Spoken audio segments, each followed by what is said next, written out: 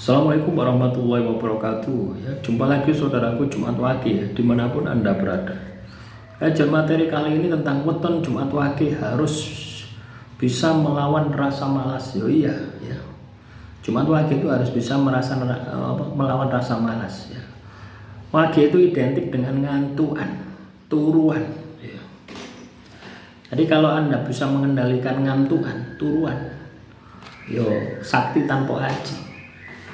Nah, ini maksudnya adalah gunakan waktumu itu untuk hal-hal yang sifatnya spiritual, ya lebih banyak ke hal-hal yang spiritual. Ya. Misalnya kamu kerja jam 7 ya, jam 7 sampai jam 4. Di sela-sela kerja itu kan pasti ada waktu luang. Ojo digawe turu. Biasanya kerja pabrik wis ngelayang-layang turu di musola, biasanya seperti itu. Ojo gawe turu. Maksimalkan kawin dzikir, kawin wirid, kawin meditasi. Meditasi itu tidak harus di gua ya, di tempat yang sepi. Dimanapun kamu berada, kamu bisa meditasi. Ya, itu yang harus kamu lakukan. Kalau Anda katakanlah bisa seperti itu, wah, hasilnya luar biasa. Yes. Merasa malasmu itu akan hilang. Itulah kunci kesuksesan orang yang lahir Jumat Wage. Males ya. Terus menanggapi komentar saudara kita, saya baru mulai puasa dan mengurangi makanan yang bernyawa, belum bisa sepenuhnya. Sepenuhnya tidak. Yo sepenuhnya kalau mengurangi puasa kita puasa bila ruh itu sepenuhnya. Ya. Anda tidak akan mati makan tanpa adanya unsur hewani gitu loh ya. Nggak akan mati. Anda gawe sop-sopan itu kan ya iso. Anda gawe jangan tewel, mangan ambek sego, ambek jangan tewel, ambek tempe, wis. Kurang enak ya opo. Ya. Anda nggak bisa itu karena Anda itu manja. Ya, artinya nurutin nafsu. Ya. Kalau kita ingin berubah, ingin mengendalikan emosi kita supaya emosi kita terkendali, supaya tidak labil, supaya hajat kita itu cepat terwujud ya, kita harus bisa mengendalikan diri kita ya. Mengendalikan di luar diri kita itu mudah,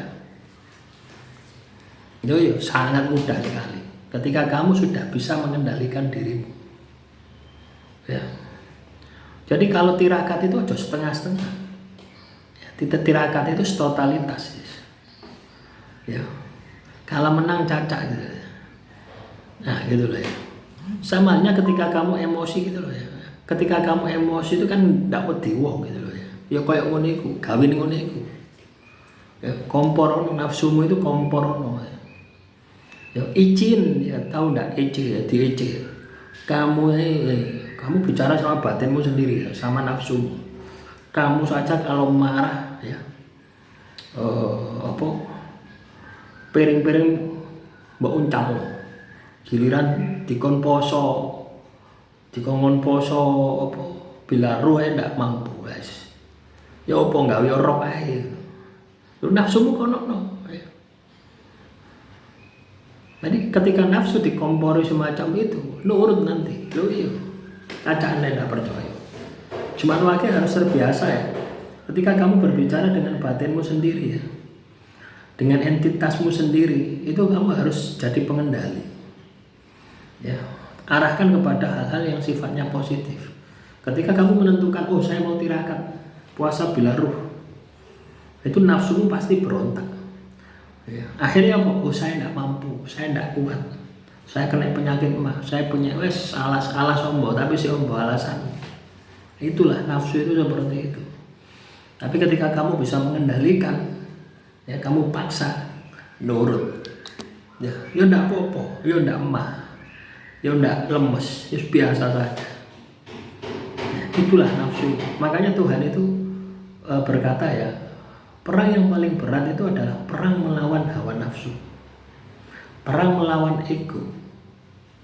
Nah, puasa itu adalah strategi untuk melawan ego. Cara untuk melawan ego, mengendalikan nafsu Anda.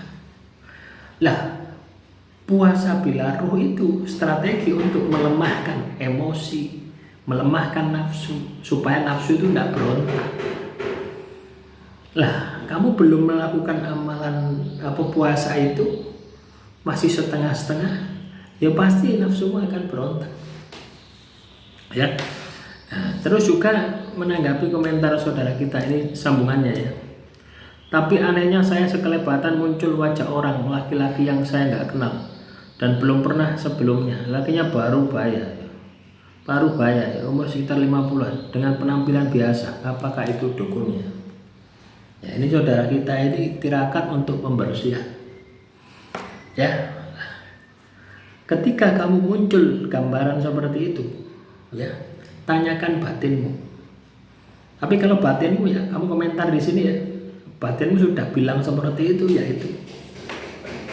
itu dukunnya. Ya, itu teruskan saja puasanya nanti. Teruskan saja puasanya ya. Sampai ketemu pelakunya. Pelakunya ya orang-orang di sekitar Anda.